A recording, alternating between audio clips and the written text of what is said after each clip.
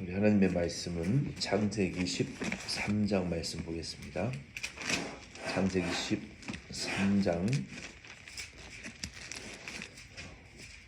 1절로 창세기 13장 1절로 이제 14장 24절까지의 말씀은 한 문단인데요. 내용적으로 한 문단인데 쭉 이어지는 내용인데, 하나님께서 여기서 아브라함에게 약속하신 그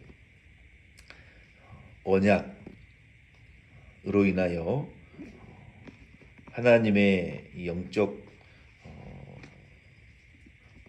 언약을 받은 아브라함과 그리고 하나님의 말씀을 붙들지 않는 롯의 가정이 이제 분리되어지는 내용을 우리에게 말씀하고 있습니다. 이 하기오스, 거룩이라는 것은 헬라 언어로 하기오스, 이 거룩이다라는 것은 분리되었다라는 그런 의미예요. 분리됨. 하나님이 이스라엘에게 거룩이라는 이 진리의 개념을 가르치실 때 속된 것과 부정한 것, 또 거룩한 것과 거룩하지 못한 것, 먹어야 될 것과 먹지 말아야 될 것, 접촉해야 될 것과 접촉하지 말아야 될 것, 그리고 또 하나님에게 드릴 수 있는 것과 드리지 못하는 것, 이에 대한 거룩의 개념을 하나님이 창세기 시작부터 가르치셨어요. 선악과와 생명나무의 열매로 거룩이 무엇인지를 가르치셨고, 하나님에게 드리는 제사를 통해서 가르치셨고, 하나님이 노아의 방주를 통해서 가르치셨고, 하나님이 그 거룩에 대한 개념을 점점 구체화 시켜 나가면서, 이 거룩이라는 것은 아브라함을 통해서 사람과의 이 구별됨도 거룩이다라는 것을 우리에게 가르쳐 주시는 그 진리의 개념이, 중요한 개념이 있습니다. 우리가 사람이 다 똑같지 어떻게 구별 질 수 있느냐라고 말하지만, 그러나 우리가 영적인 삶에 있어서는 우리가 접촉해야 되는 사람이 있고 만나지 말아야 될 사람이 분명히 있습니다.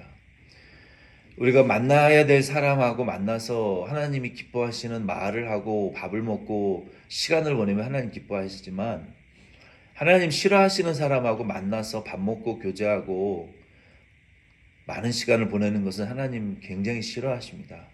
이것이 거룩의 개념이에요. 왜냐하면 내가 하나님 앞에 믿음 없는 사람들하고 만나서, 안 맞는 사람하고 만나서 내 믿음만 지키면 되지, 그거는 굉장히 교만한 말이에요.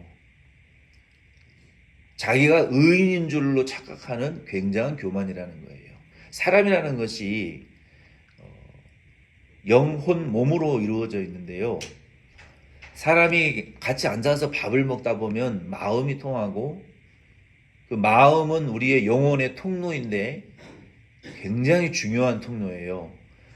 우리가 진리에 붙들려 살면 성령이 이것을 사용하셔서 하나님을 기쁘시게 하는 뜻을 이루지만, 우리가 마귀에게 이 마음의 문이 이용을 당하면 하나님을 진노하게 만드는데 우리가 쓰임받는 통로예요, 통로. 그래서 사람이 마음이 통하면 그 사람의 마음 속에 있는 모든 것이 내 속에 들어옵니다. 이 들어올 때 좋은 것만 들어오는 게 아니라 귀신도 들어오고 죄의 생각도 들어오고 죄의 미혹도 들어오고 더러운 것들이 더 많이 들어와요. 그래서 생각을 나누고 밥을 먹으면서 나도 모르게 그 사람에 있는 모든 것들과 내 마음이 동일화가 되어집니다. 그러면 하나님이 싫어하는 사람과 만나서 교제하고 밥 먹고 시간을 보내다 보면 어느샌가 나도 모르게 그 사람의 생각과 같아져 있어요. 근데 문제는 그것이 하나님을 기쁘시게 하는 자면 문제가 없는데, 하나님을 대적하고 노엽게 하는 자라면 그게 큰 문제가 되는 거예요. 이단이라는 것이 머리에 뿔 달리고 시뻘건 눈에서 빛이 나는 우리가 DIA에 가면은 그 브론코스 상징인, 콜로라도 상징인 그 눈에서 시퍼런 불이 나오는 말이 있잖아요. 그 뿔 달리고 눈에서 불 나오고 검은 날개를 달고 사탄은 나타나지 않아요. 인간 관계를 통해서 100% 200% 친절함과 따뜻함이라는 이 사탕 발림으로 우리를 미혹하는 거예요. 그래서 우리는 때로는 하나님의 거룩을 본받는 성도로서 아브라함이 조카 롯을 사랑했겠죠. 그 혈육을 떼어놓을 때 참 미안하고 책임지겠다고 했는데 미안했겠죠. 인간적으로 가슴이 아팠겠죠. 그러나 하나님은 아브라함과 롯이 같이 사는 한 결코 하나님의 축복을 이루실 수가 없었어요. 그래서 하나님께서 아브라함을 롯으로부터 분리하기 시작하십니다. 그것이 오늘 13장의 말씀이에요. 14장부터 14장 24절 말씀까지. 그 내용에서 오늘은 1에서 4절 말씀을 우리 함께 말씀 연회를 나누려고 합니다. 13장 1절로 4절 말씀 우리 같이 읽겠습니다. 아브라함이 애굽에서 그와 그의 아내와 모든 소유와 롯과 함께 네겝으로 올라가니 아브라함에게 가축과 은과 금이 풍부하였더라. 그가 네겝에서부터 길을 떠나 베델에 이르며 베델과 아이 사이 곧 전에 장막 쳤던 곳에 이르니 그가 처음으로 제단을 쌓은 곳이라. 그가 거기서 여호와의 이름을 불렀더라. 아멘. 아브라함이 지금 애굽에 이제 내려갔는데 흉년을 피해서 내려갔죠. 육신의 양식이 떨어져 굶어 죽을까봐 흉년 때문에 무서워서 양식이 풍족한 애굽으로 내려갔다가 자기 아내가 너무 아름답고 미인이라 애굽 왕에게 빼앗길까봐 아내를 아내라고 말을 못하고 이제 비겁한 거짓말을 했어요. 그 거짓말 하나 때문에 근본적인 이유는 하나님이 약속하신 가나안 땅에 머물러지 않았기 때문에 이 가족들에게 하나님의 그 징계가 가장 아끼는 자기 아내에게 아내를 통해서 아브라함 가정에 하나님의 징계가 나타난 거예요. 그리고 하나님께서 은혜를 베푸셔서 바로가 아내를 범하지 못하도록 막으셨어요. 이게 참 하나님의 은혜예요. 우리가 하나님에게 범죄하고 대적하고 잘못 갈 때 그 길로 가면은 우리가 피해를 입거나 해를 입을 수 있는데 하나님이 우리를 사랑하셔서 우리가 잘못된 길로 갈 때에도 하나님 대적하는 길로 갈 때에도 하나님이 우리를 100% 우리를 징계하지 아니하시고 가볍게 우리를 징계하시는 게 하나님의 은혜고 그리고 더 큰 손해와 징계가 임할 뻔했는데 피해가게 하시는 것이 하나님의 은혜인 것 같아요. 우리도 돌아보면은 지난 9개월 동안의 삶을 우리가 돌아보면요, 우리도 죽을 뻔한 일이 굉장히 많이 있었어요. 우리가 몰라서 그렇지. 엄청난 사단의 공격을 우리가 받아서 사탄의 밥이 될 뻔한 경우가 정말 많아요. 와, 우리 진짜 큰일 날 뻔했다. 우리가 그때 딱 요 길로 갔더라면은 정말 큰일 날 뻔했다 하는 경우들이 섬뜩할 때가 많아요. 그게 우리가 지혜로워서가 아니라 우연히 그렇게 된 게 아니라 하나님이 우리에게 이 피해가게 하시는 거. 여기 비 맞지 않고 비를 피해가게 하시는 것이 여기 하나님의 큰 우리의 인생에 베푸시는 긍휼과 은혜인 것을 우리 성도님들은 꼭 깨닫고 감사하시기를 바랍니다. 우연히 그렇게 된 게 아니에요. 우연히 된 게 아니에요. 아브라함이 아내를 빼앗기고 아내가 강간을 당할 수도 있고 범할 수도 있는데 하나님이 그걸 막아주셨잖아요. 이게 우리의 삶의 은혜라니까요. 아브라함이 그 애굽에서 이 일을 경험하고 하나님의 은혜인 것을 그때 늦게 깨달았겠죠. 아, 이게 하나님이 막으신 거구나. 내가 얼마 전에 하나님 나에게 나타나셔서 제단을 쌓고 여호와 이름을 부르고 감사했던 그 자리로 돌아가라는 하나님의 사인이구나. 요걸 깨닫는 것도 또 은혜예요. 이 미련한 사람은 하나님이 여러 번 사인을 주는데 그걸 못 깨달아요. 그게 미련이라고요. 그래서 잠언이나 전도서에 보면은 미련함이라는 것은 표범의 가죽과 같이 그게 씻겨나가지 않는다 그랬어요. 그 미련함과 지혜로움이라는 것은 종이장 하나 차이예요. 이게 하나님이 주신 사인인 것인지 깨닫느냐, 같은 경험을 하고도 못 깨닫느냐. 깨닫는 사람이 지혜로운 자고 그 일을 당하고도 못 깨닫는 것은 미련한 거예요. 지혜로운 자가 은혜를 받은 자고 미련한 자는 은혜를 못 받은 자예요. 그래서 미련한 자는 깨닫고 나중에 말씀대로 됐네? 이게 미련함이라고 성경이 말하는. 지혜로운 자는 뭐냐? 하나님이 우리에게 사인을 주실 때 하나님이 우리에게 예민하고 세밀하게 성령을 통해서, 그러니까 우리 남자분들은 아내의 말을 잘 들으셔야 돼요. 왜? 하나님이 여자는 세밀하고 예민한 그 센스를 주셨어요. 근데 성령은 이 좀 아주 세밀하고 예민하고 우리에게 부드럽게 우리에게 사인을 주실 때 우리가 그걸 빨리 깨닫고, 이거 하나님 사인이구나. 하나님 하지 말라는 거구나. 하나님 하라는 거구나. 요거를 좀 빨리 깨닫는 영적인 감각이 있어야 되는데, 미련한 사람은 하나님이 똑같이 사인을 주시거든요. 똑같이 감동을 주시거든요. 근데 그걸 못 깨달아요. 하나님이 지금 나를 지금 때리시는 거구나. 자, 하나님이 나를 지금 이 꿀밤을 한 대 먹이시는 거구나. 요거를 좀 딱 깨달아야 되는데 못 깨닫고 여전히 하나님께로 못 나오는 사람들이 있어요. 아브라함은 그것을 딱 깨달은 거예요. 하나님이 그냥 꿀밤을 때린 거 아니라 제 생각에는 아브라함의 뒤통수를 딱 하나님 때리신 것 같아. 딱 정신 차려. 뒤통수를 한 대 얻어맞고 나니까 눈이 번쩍 띄인 거죠. 아이고, 내가 큰 잘못을 했구나. 그리고 아브라함이 하나님의 은혜로 빠져나왔어요. 이제 빠져나왔는데 아브라함이 은과 금이 풍부한 그 상태 그대로 애굽에서 무사히 빠져나왔다 그랬어요. 그러니까 손해보지는 않았어요. 영적으로 손해를 좀 봤지만 오히려 유익이 된 거예요. 그래서 우리가 하나님 앞에 하나님이 아브라함의 물질과 모든 풍부를 그대로 돌려주셨어요. 다 돌려주고 풍부한 상태 그대로 하나님이 아브라함을 보존시키셔서 약속의 땅으로 몰아오신 거예요. 거긴 네가 있을 곳이 아니다.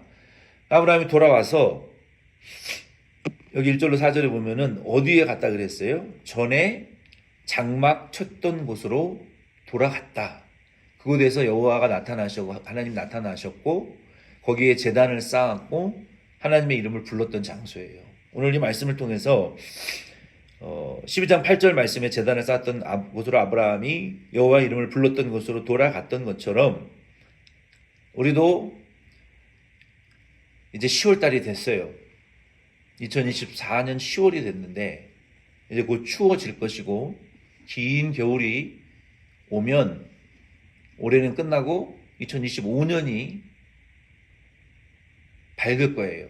우리가 지난 한 해 동안 미리 좀 우리 자신을 돌아보면서 지금 우리가 애굽에 와 있는지 하나님이 내게 약속하시고 내가 제단을 쌓고 여호와의 이름을 불렀던 그곳에 가 있는지 우리의 마음이 애굽과 같이 그저 이 세상에 육신의 양식이 없어서 죽을까봐 기근들까봐 그 두려움에 사로잡혀서 애굽과 같은 삶을 우리가 살고 있는지 아니면 하나님의 이름을 부르고 제단을 쌓던 감사 충만, 기도 충만, 하나님의 은혜 충만, 하나님 의지하는 그 믿음 충만했던 삶이었는지를 우리가 좀 돌아보면서 우리도 아브라함처럼 다시 제단을 쌓는 삶, 제단을 쌓는다는 것은 여호와 하나님이 우리 교회와 가정에 당신이 중심이시고 당신이 생사화복의 근원이시고 당신이 우리의 주인이십니다라는 것을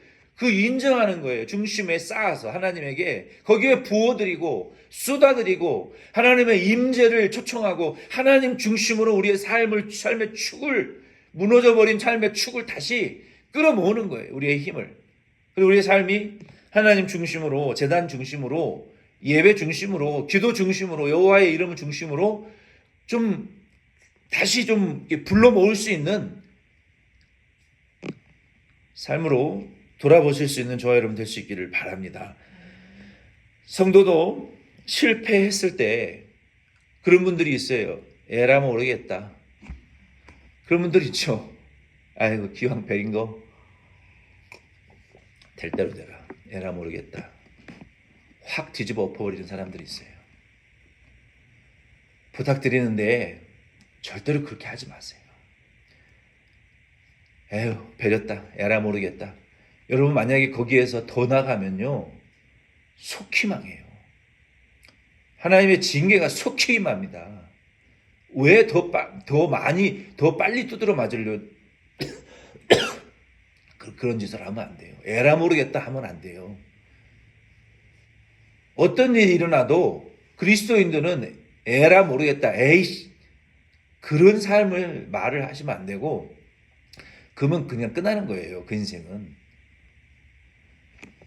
우리는 더 엇나가서는 안 되고요. 우리가 좀 실패하고 타락했을 때 아브라함처럼 애굽으로 가서 삶의 인생의 위기가 왔을 때 우리는 여호와 하나님을 만났던 그 처음의 상태로 우리의 마음을 되돌이키려고 노력하셔야 돼요. 야곱이 밧단 아람으로 도망가 가지고 13년 거기서 타락한 삶을 살았거든요. 그리고 육신적으로는 부유해졌어요. 아내도 둘이나 없고. 잘못된 거지만 장인의 꼼수로 잘못된 삶을 살았어요. 타락한 삶을 살았고 아주 비열하고